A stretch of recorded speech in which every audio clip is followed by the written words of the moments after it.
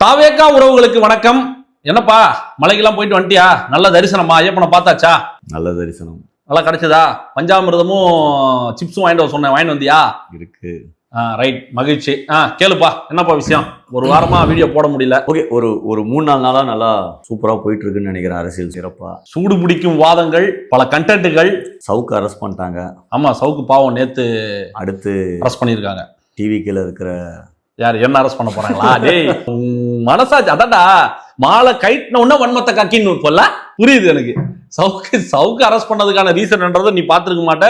நேர்களுக்கு நிறைய பேருக்கு தெரிஞ்சிருக்கும். நேற்று அவர் வீட்டுக்கு போய் கதவை உடைச்சி அவர் அரெஸ்ட் பண்ண விஷயத்தெல்லாம் வந்து ஆல்ரெடி ஒரு அட்டெம்ப்ட் பண்ணாங்கன்னு நினைக்கிறேன்.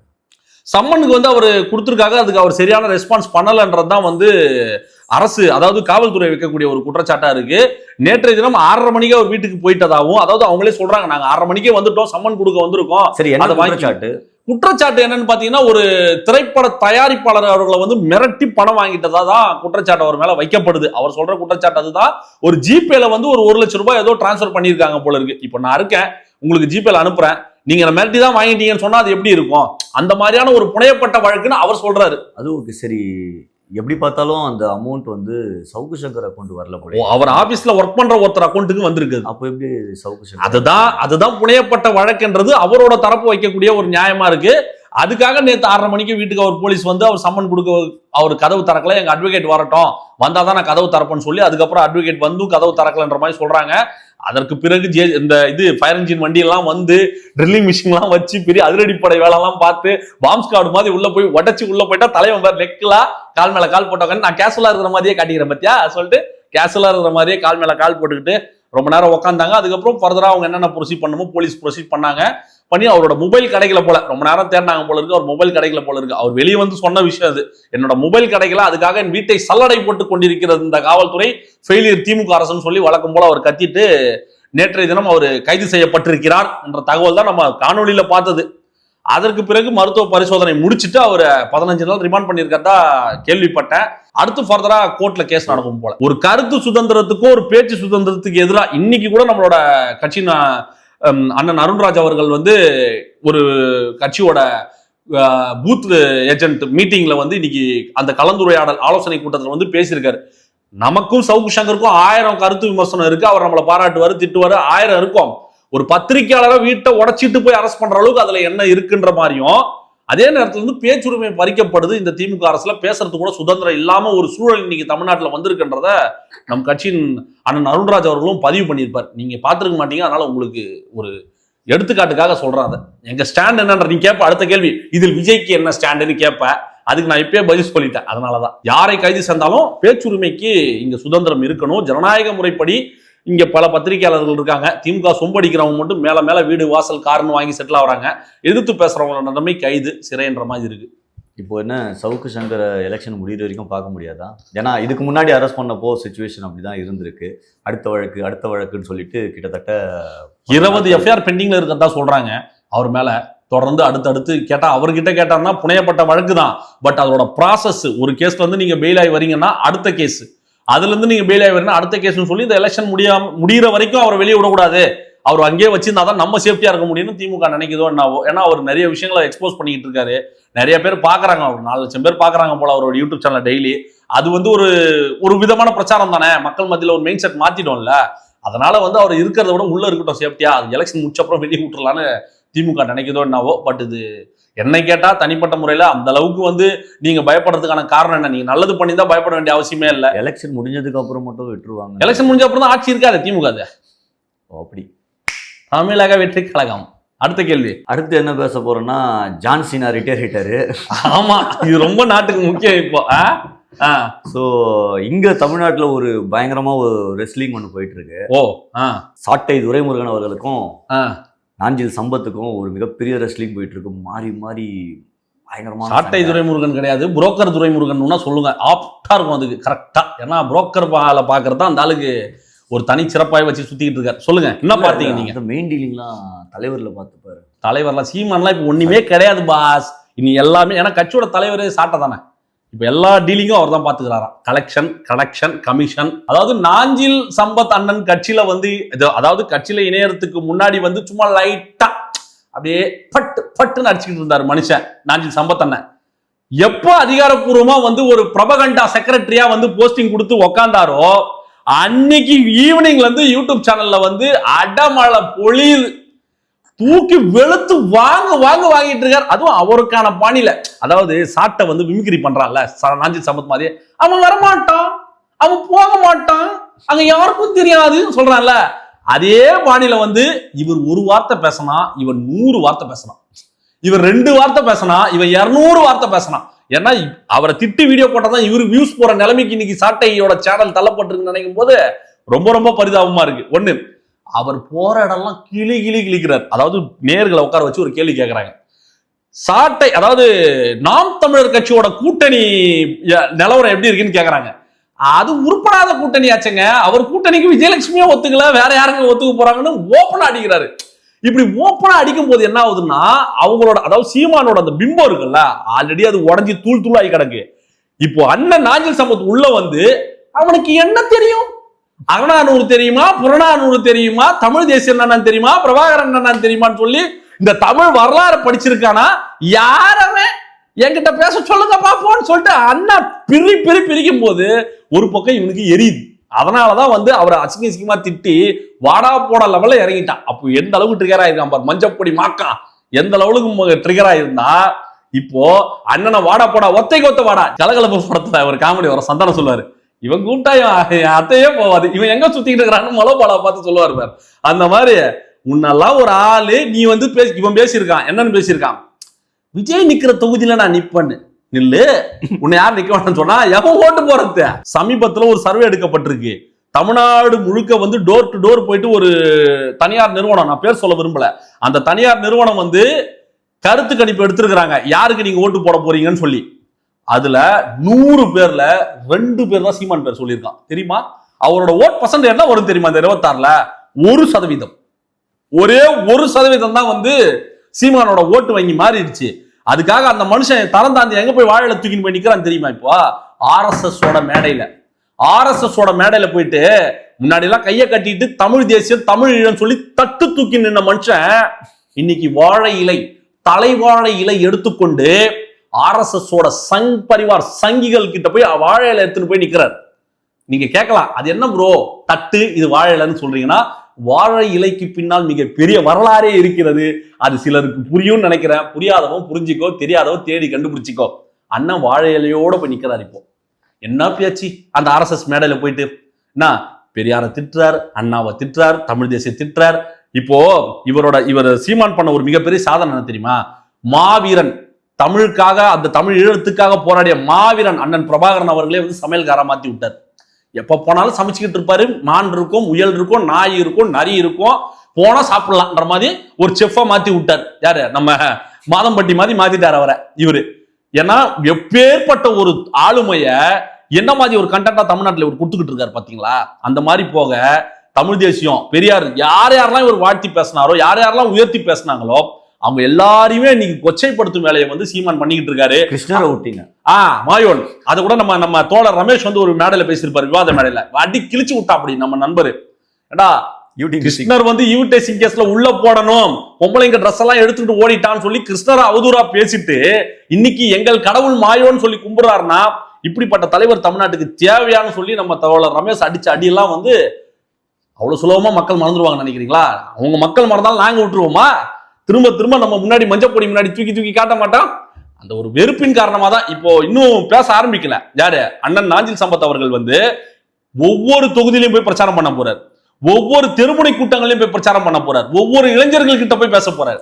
இல்ல அடிப்பா தெரியுமா பிரச்சாரம் அப்படின்னும் போது நம்ம நாம் தமிழர் கட்சி பத்தி பேச சேர்க்க வேண்டியது இல்லைங்க. அதாவது வாழை இலையில எல்லாத்தையும் வச்சுட்டு உப்பு லைட்டா வைப்பாங்க. ஏன்னா குறைஞ்சா கொஞ்சம், அதாவது நிறைய பேருக்கு வந்து உப்பு கொஞ்சம் மேல கீழே சாப்பிட்றவங்களா இருப்பாங்கல்ல, நிறைய வச்சுட்டு உப்பு தேவைன்னா அந்த வாழை இலையில ஒரு ஓரத்துல வைப்பாங்க, வேணுன்றவங்க எடுத்து போட்டுக்கணும். அந்த மாதிரி தேவைப்படும்போ அந்த உப்பை தூக்கி அப்படி லைட்டா அப்படி தெளிச்சுக்கிட்டு யூஸ் பண்ணிட்டு போயிடலாம். அதுக்காக தான் அது. தமிழ்நாட்டு அரசியலில் சீமான் ஒரு உப்பு, அவர் உப்பு, இவர் மிளகா பொடி, அது நான் மஞ்சள் பொடி. காமெடி பீஸுங்க அவங்களாம். அதெல்லாம் வந்து சீரியஸா எடுத்துக்காதீங்க. அவங்களாம் வேலை போயிட்டாங்க, இன்னைக்கோ வேலை போய் ரொம்ப நாள் ஆகுது. இன்னைக்கு சரி, ரீசெண்டா பாண்டிச்சேரி போனாரு, பேசினாரு. பெருசா எதுவும் ரீச் கிடைச்ச மாதிரி எனக்கு ஒன்றும் தெரியல. அடுத்து ஈரோடு பேப்பர்லாம் ரெடி பண்ணிட்டாரா? இப்படியே வன்மத்தை கேட்கிட்டே சுத்துங்க. இப்பதான் சொன்னேன், இதுதான் உங்களுக்கு புத்தி எங்க போகுது பாரு, அங்கதான் போவோம். பேப்பர் ரெடி பண்ணிட்டாரா? என்ன பாண்டிச்சேரியில வந்து ரீச் ஆகல உங்களுக்கு? நீங்க என்ன பாத்தீங்க ரீச் ஆகலன்றத? பாண்டிச்சேரியில பேசின ஒரு 2-3 விஷயம் டப்புன்னு சொல்லுங்க பாப்போம். எங்க ரேஷன் கடையிலன்னு பேசிருக்காரு. ஆமா, அங்க என்ன பிரதான பிரச்சனை பத்தி, அங்க நிதி பகிர்வு பத்தி பேசல. அங்க நிதி பகிர்வு கொடுக்கல. பாண்டிச்சேரி இன்னமும் வந்து கடல்ல இருக்கு, கையேந்திர நிலைமையில தான் பாண்டிச்சேரி இருக்கு. மக்களுக்கு கடைகோடி தொண்டனுக்கும் சாதாரண பாமர மக்களுக்கு அவர் என்ன பேசுறாரு புரியுது. உங்களை மாதிரி வன்மவாதிகளுக்கு தான், உங்களை மாதிரி வன்மவாதிகளுக்கு தான். அங்க இருக்கிற ஆளுங்கட்சியை பத்தி எதுவுமே சொல்லல. பிஜேபியை பத்தியும் லைட்டா தடவிட்டு போயிட்டாரு. அதுக்கப்புறம் அதுல என்ன ஃபயர் ஸ்பீச் நான் கேக்குறேன். அங்க இருக்கிற பிரதான பிரச்சனையை பத்தி பேசுறாரு. உங்களுக்கு ஃபயர் ஸ்பீச் வேணும்னா ஈரோட்ல பார்க்க தானே போறீங்க. அதுதான் பேப்பர்லாம் ரெடி ஆயிடுச்சா இந்த வாட்டி? கரெக்டா. இப்ப நீங்க இப்போ கேள்வி கேட்கறதுக்கு முன்னாடி நீங்க என்ன கேள்வி கேட்க போறன்றத ப்ரிப்பேர் பண்ணவே மாட்டீங்க. அப்படியே வந்து அவுத்து போட்டு ப்ரிப்பேரே பண்ண மாட்டேன். இப்படியே உருட்டு உன் வாயும். அது இப்ப கொஞ்ச நேரத்துக்கு முன்னாடி சொன்ன சாட்டை வாய் வச்சுட்டு உருட்டு. அது சாட்டைக்கு வர லோடு, அது வேற.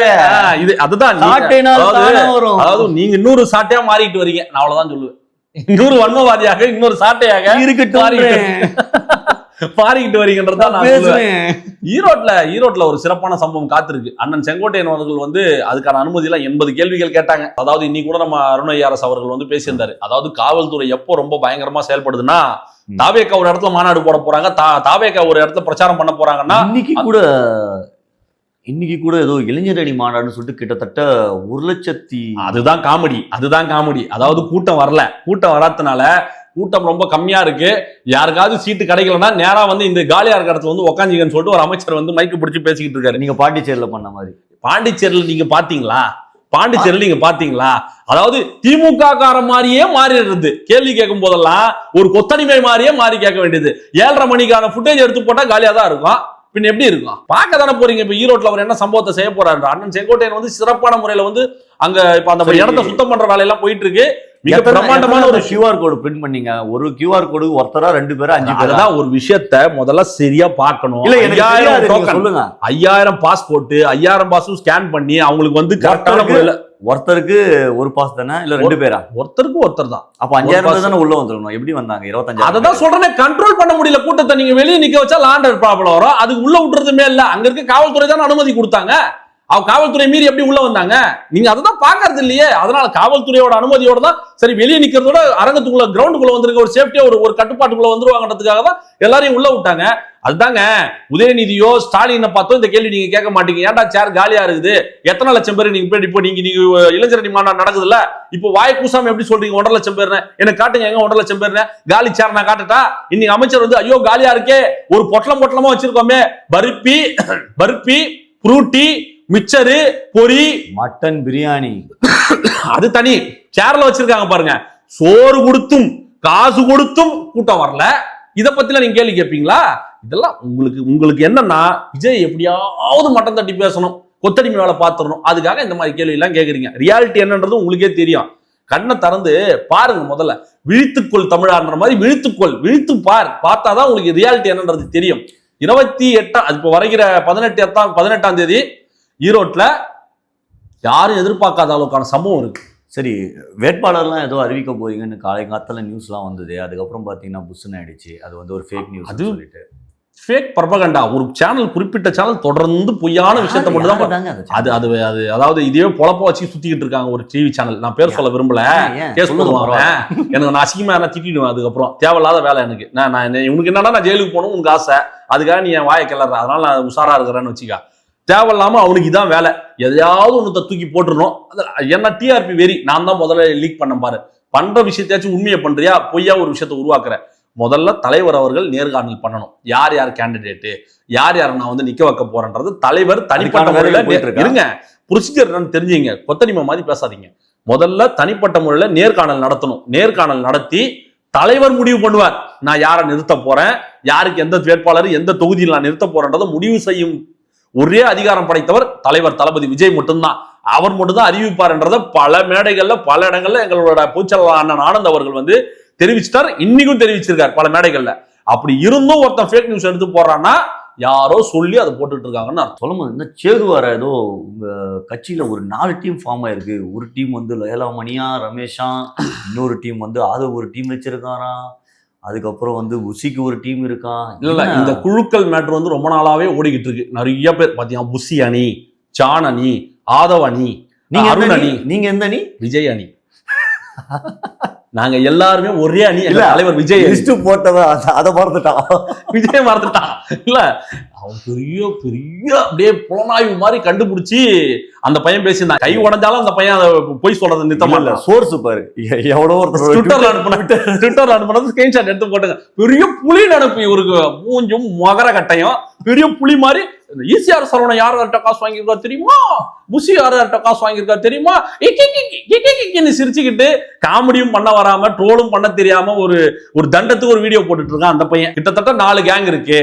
இவர் பின்னாடி இவங்க 2 பேர், இவர் பின்னாடி இவங்க 2 பேர், இவருக்கு பின்னாடி இவங்க 2 பேர். அதாவது கட்சியில இருக்கக்கூடிய அதை ஜானு, புஷி, ஆதவ் சொல்லி இவங்க பேரெல்லாம் வச்சு இவங்க பேசிக்கிட்டு இருக்காரு. இவரு பின்னாடி இதெல்லாம் வந்து போய் நரேட்டிவ். இந்த நரேட்டிவ் கிரியேட் பண்றதே வந்து அந்த எழுதுகோள். சரி, உள்நோக்கம் என்ன? இந்த மாதிரி நரேட்டிவ் கிரியேட் பண்றாங்க. என்னன்னா குரூப்பிசம் ஃபார்ம் பண்றாங்க. ஒருத்தருக்கு ஒருத்தர் பிடிக்கல. இன்னைக்கு கூட நீங்க பாத்தீங்கன்னா இன்னைக்கு கூட ஒரு செய்தி வந்துகிட்டு இருக்கு. அதாவது ஆதவ் அர்ஜுனா அவர்களுக்கும் புஷி ஆனந்த் அவர்களுக்கும் மோதல் அதிகரிப்பு. இது ஸ்டார்டிங்ல இருந்தே பேசிட்டு இருக்காங்க, தொடர்ந்து போடுவாங்க. என்னன்னா ஆதவ் அவர்களுக்கும் ஜான் அவர்களுக்கும் பிரச்சனை போட்டாங்களா, இப்போ ஆதவ் அவர்களுக்கும் புஷி அவர்களுக்கும் வந்து ஆனந்த் அவர்களுக்கும் வந்து மிகப்பெரிய பிரச்சனை, விரிசல் பெரிதாகிறது சொல்லி ஒரு நியூஸை போடுறான். ஏன்னா ஏதாவது ஒரு நெகட்டிவ் கேம்பெயினிங் வந்து தொடர்ந்து day by day Nanjil Sampath வர வந்திருக்காரு. இன்னும் கொஞ்ச நாள்ல நாஞ்சில் சம்பத் அதையும் போட்டான். என்னன்னா இணைந்த 2வது நாளே கட்சியை விட்டு விலகும் நாஞ்சில் சம்பத். அதாவது என்னன்னா இவங்களை பொறுத்த வரைக்கும் ஒரு நெகட்டிவ் கேம்பெயினிங்காகவே பல கோடிகள் கொடுத்து செலவு பண்ணி யூடியூப் மீடியா ஈகோ சிஸ்டத்தை வந்து ஒர்க் பண்ணிக்கிட்டே இருக்காங்க. ஒரு ஃபேக் கார்டு போடுறது, ஃபேக்கா பேச வைக்கிறது, இங்க பணம் வாங்கிட்டாங்க அங்க பணம் வாங்கிட்டாங்க. நீங்க சொன்னா நம்ப மாட்டீங்க, அண்ணன் ஆதவ் அர்ஜுனா அவர்களும் அண்ணன் புஷி ஆனந்த் அவர்களும் அவ்வளவு க்ளோஸ். அவங்க எவ்வளவு ஜாலியா பேசிப்பாங்க தெரியுங்களா. இங்க வர செய்தி எல்லாம் பார்த்துட்டு அவங்க 2 பேரும் ஒன்னா உட்காந்து சிரிப்பாங்க. அதை நான் கண் கூட பாக்குறேன், தினமும் நான் பாக்குறேன். புரியுதுங்களா? இப்படி அப்படியே பார்த்து ஜான் அவர்களுக்கும் அண்ணன் ஆதவ் அவர்களுக்கும் மிகப்பெரிய சண்டை ஃபன் பண்ணிக்கிட்டு இருக்காங்க அவங்க. இது பின்னாடி என்ன ஒரு உளவியல்னா அந்த எழுதுகோள் நிறுவனம் தொடர்ந்து வந்து இதற்காகவே பல கோடிகளை செலவு பண்ணிக்கிட்டே இருக்கு. இது வரைக்கும் இந்த திமுக தளபதி வந்து கட்சி ஆரம்பிச்சதுக்கு பிறகு இது வரைக்கும் அந்த எழுதுகோள் நிறுவனம் செலவு பண்ணது எத்தனை கோடிகள் தெரியுமா?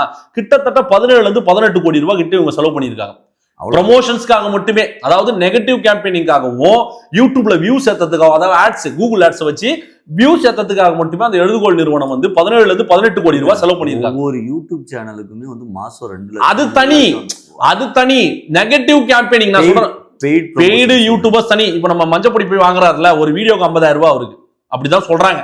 ஒரு வீடியோக்கு இவ்வளவு போட்டு விஜய் திட்டி பேசுற அவருக்கும் வயிறு இருக்கு. அவர் எவ்வளவுதான் சம்பாதிப்பார் தெரியல. அவருக்கு யார் கொடுக்குறா? திமுக தான். திமுக கிட்ட இருந்து மஞ்சப்பொடி வாங்குறாங்க. ஒரு திமுக டீம், அவர் வந்து ஆர்எஸ்எஸ் டீமா? ஆமா, அண்ணன் வந்து ஆர்எஸ்எஸ். அதாவது அண்ணன் எப்படி உஷாராயிட்டாருன்னா அடுத்து வந்து ஆட்சியில வரப்போறது திமுக கிடையாதுன்னு அவர் தெரிஞ்சிருச்சு.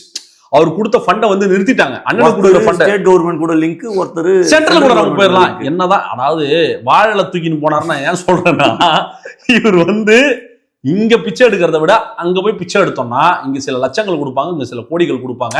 அவரு இங்க இருந்து ஆரம்பிக்காது, இலங்கையில இருந்து அப்படியே மேல் நோக்கி போயிட்டே இருக்காரு. அப்படியே டெல்லிக்கு போயிடுவாரு, அப்படியே டெல்லிக்கு போயிடுவாரு. அதனால அண்ணன் வந்து அங்க பாத்துக்கிற. அப்படி தும்பி வந்து மஞ்சப்பொடி வந்து என்னன்னா இங்க ஸ்டேட் கவர்மெண்ட்ல வந்து ஒரு டீலிங்கை போட்டுக்கிட்டு வீடியோக்கு வந்து இவ்வளவு வாங்குறன்ற மாதிரி பணம் வாங்குறதா சில செய்திகள் வந்துகிட்டு இருக்கு, நம்ம பாக்குறோம். அப்படி இருக்கும் பொழுது பல லட்சங்கள் பல கோடிகள் வந்து இவங்க செலவு பண்ணியிருக்காங்க. இந்த கூகுள் ஆட்ஸுக்காகவும் இந்த யூடியூப்ல வியூஸ் ஏற்றுறதுக்காகவும் இந்த யூடியூபர்ஸ்க்கு பணம் கொடுக்கறதுன்னு சொல்லி இவ்வளவு செலவு பண்ணிட்டு இருக்காங்க.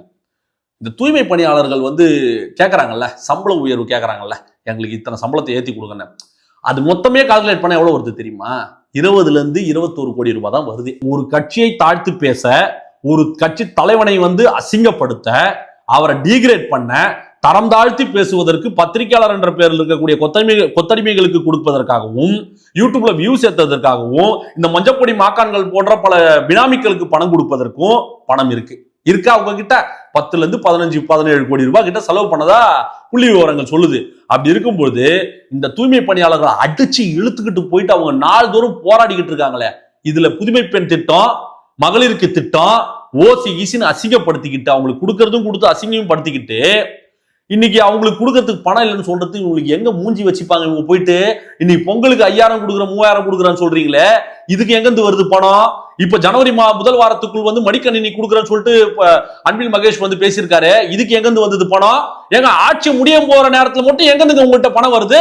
தேவையில்லாம திருப்பரங்குன்றத்துல போய் டைவர்ட் பண்ற வேலை, டேக் டைவர்ஷன் வேலை பார்த்துக்கிட்டு இருக்கீங்களே, உங்களுக்கு கூச்சமாக இல்லை என்பதை தமிழ்நாடு மக்கள் உங்களை பார்த்து கேட்கறாங்களே, இதுக்கு உங்ககிட்ட பதில் இருக்கான்னு தான் நான் கேட்கிறேன். புரியுதுங்களா? இதற்கான பதிலை 2026 மக்கள் ஓட்டு மூலியமா உங்களுக்கு காட்டுவாங்க. பொங்கலுக்கு எவ்வளவு தர போறாங்க? 3000 இருந்து 5000 கொடுக்க போறதா சொல்லிட்டு இருக்காங்க. ஒரு ரேஷன் கார்டுக்கு பிஜேபி பீகார்ல 10,000 ரூபாய் கொடுத்தாங்க. அது வேற, இவங்க கிட்ட அந்த அளவுக்கு ஃபண்ட் இல்ல. ஏன்னா அது எப்படி எடுத்து கொடுத்துருவாங்க உங்க பணத்தை? அவ்வளவு கொடுக்கறதுக்குலாம் இவங்க கிட்ட மனசு கிடையாது. கிட்டத்தட்ட வந்து மக்கள் வந்து ஒரு எலெக்ஷனுக்கு கொடுக்க போற ஒரு அது அப்படித்தான் பண்ணுவாங்க. 3000 இருந்து 5000 கொடுக்க போறதா ஒரு செய்தி. இவங்க அவ்வளவுதான் கொடுப்பாங்க. அதுக்கு மேல வந்து இவங்க கிட்ட எதிர்பார்க்கறது ரொம்ப கஷ்டம். இவங்க பணத்தை அவுக்க மாட்டாங்க. அப்போ நம்ம தலைமையில தான் கை வைப்பாங்க. இதுலயும் முதலமைச்சர் என்ன சொல்லியிருக்காரு? இந்த பெண்கள் மகளிர் உரிமை தொகை கொடுக்கறதுல அந்த உரிமை தொகை அனைவருக்கும் கிடைக்கும், இன்னும் உயர்த்தி கொடுக்கப்படும் சொல்லியிருக்காரு. இப்பயே கேம்பெயினிங் பண்ண ஆரம்பிச்சிட்டாரு பாரு. அவங்க ஓட்டுக்கு இந்த 1000 ரூபாய் கொடுக்குறாரு பாரு, அதை ஏத்தி கொடுக்க போறன்றதை இன்டைரக்டா பேசிட்டு இருக்காரு முதலமைச்சர். நீங்க 10,000 கூட கொடு, ஆனா ஓட்டு போட மாட்டாங்க இந்த வாட்டி மகளிர் உங்களுக்கு. புரியுதுங்களா? நீங்க இப்படி 2000 கொடுப்பீங்க, அங்க டாஸ்மாக்ல 2000 கோடி எடுப்பீங்க. என்ன வித்தியாசம் இருக்கு உங்களுக்கு? பெண்களுக்கு பாதுகாப்பு. நீ 1000 ரூபாய் கொடுக்கறது 10 ரூபாய் வாங்குறது 20 ரூபாய் வாங்க போறாங்க. நாட்டுக்கு 10 ரூபாய் வாங்குறதா 20 ரூபாய் வாங்க போறாங்க. நீ 1000 ரூபாய் ஃப்ரீ பஸ் கொடுக்குறேன்னு சொல்ற. பெண்களுக்கு பாதுகாப்பு இல்ல, நடமாட முடியல, பாலியல் குற்றங்கள், தொடர்ந்து பெண்களுக்கு இங்க நடக்கக்கூடிய அநீதிகள், இதை தானங்க ஒரு முதலமைச்சர் கட்டி காப்பாற்றணும், இரும்பு கரம் கொண்டு காப்பாற்றணும். அதை விட்டுட்டு நீ 1000 கொடுக்குறோம் 2000 கொடுக்குறேன்னு சொல்லி அவங்கள வந்து கொச்சைப்படுத்துற வேலையோ அசிங்கப்படுத்துற வேலையை தானே பார்த்துக்கிட்டு இருக்காரு அவரு. கூடிய விரைவில் இந்த ஆட்சிக்கு வந்து முடிவு கட்டப்படும். 2026 வந்து நம் தலைவன் தளபதி தலைமையில் ஆட்சி அமைக்கப்படும். உண்மையான ஜனநாயக ஆட்சி மலரும் என்பதை கூறிக்கொண்டு மீண்டும் ஒரு சிறப்பான வீடியோவோடு உங்களை வந்து நான் சந்திக்கிறேன். நன்றி, வணக்கம்.